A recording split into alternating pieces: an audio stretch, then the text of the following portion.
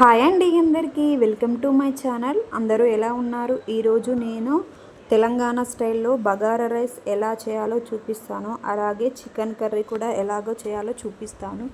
ముందుగా మనం బగారా రైస్కి కొన్ని బిర్యానీ సామాను, అలాగే ఆనియన్స్, పచ్చిమిర్చి, కొన్ని ఆలు ముక్కలు, క్యారెట్ కూడా ఉంటే క్యారెట్ కూడా తరిమి పక్కన పెట్టుకోవాలి. మనం ముందుగా ఒక గిన్నె తీసుకొని అందులో కొంచెం వరకే ఆయిల్ వేసుకొని అది వేడెక్కిన తర్వాత పోపు దినుసులు, మసాలా దినుసులు, బిర్యానీ దినుసులు అన్నీ వేసుకొని తర్వాత మనం ముందుగా కట్ చేసి పెట్టుకున్న పచ్చిమిర్చి, టమాటా ముక్కలు, ఆలు ముక్కలు, ఆనియన్స్ ముక్కలు కూడా వేసుకోవాలి. అలాగే అల్లం వెల్లుల్లి పేస్ట్ కూడా వేసుకొని బాగా ఫ్రై చేసుకోవాలి. 10 మినిట్స్ వరకు బాగా ఫ్రై చేసుకున్న తర్వాత ఈ విధంగా ఫ్రై అయిన తర్వాత మనం ముందుగా నేను 2 కప్స్ వరకు బియ్యానికి 4 కప్స్ వాటర్ తీసుకుంటున్నాను. 1:2 రేషియోలో తీసుకోవాలి. నేను 4 కప్స్ వాటర్ వేసుకున్నాను. అందులో కొంచెం సాల్ట్ కూడా వేసుకొని బాగా కలుపుకున్న తర్వాత ముందుగా కొంచెం మరిగిన తర్వాత మనం ముందుగా నానబెట్టుకున్న 2 కప్స్ వరకు బియ్యం తీసుకొని 20-25 మినిట్స్ సిమ్లో ఉంచుకుంటే మనకి తెలంగాణ స్టైల్లో బగారా రైస్ రెడీ అవుతుంది. మనం లాస్ట్లో పైన కసూరి మేతి, అలాగే కొత్తిమీర ఉంటే కొత్తిమీర కూడా యాడ్ చేసుకోవాలి. నేను ఫుడ్ కలర్ కూడా యాడ్ చేశాను. చాలా టేస్టీగా ఉంటుంది.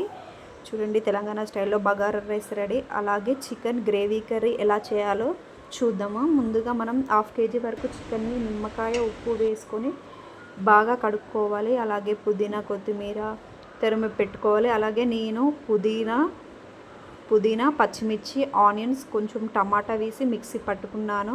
మనం ఫస్ట్ ఒక మూకుడు తీసుకొని అందులో ఆయిల్ వేసుకున్న తర్వాత వేడెక్కాక మనం పచ్చిమిర్చి, పుదీనా వేసుకున్నాను. నేను ఫస్ట్ మిక్సీ పట్టుకున్న మసాలా పేస్ట్ కూడా వేసుకొని బాగా ఫ్రై చేసుకున్న తర్వాత కొంచెం అల్లం వెల్లుల్లి పేస్ట్ కూడా వేసుకున్నాను. తర్వాత బాగా ఫ్రై అయిన తర్వాత మనం ముందుగా క్లీన్ చేసి పెట్టుకున్న చికెన్ కూడా వేసుకున్నాను. అందులో కొంచెం పసుపు కూడా వేసుకొని బాగా కలపాలి. అది మొత్తం చికెన్కి పట్టే విధంగా కలుపుకోవాలి. అలాగే తగినంత కారం, ఉప్పు కూడా వేసుకొని మనం చికెన్ ముక్కలకు గట్టిగా పట్టేలాగా మంచిగా కలుపుకోవాలి.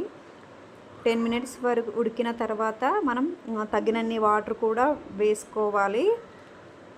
15 మినిట్స్ తర్వాత చూస్తే చికెన్ కూర రెడీ అవుతుంది. లాస్ట్లో మనం కొంచెం కొత్తిమీర కూడా యాడ్ చేసుకోవాలి. అలాగే గరం మసాలా కూడా యాడ్ చేసుకోవాలి.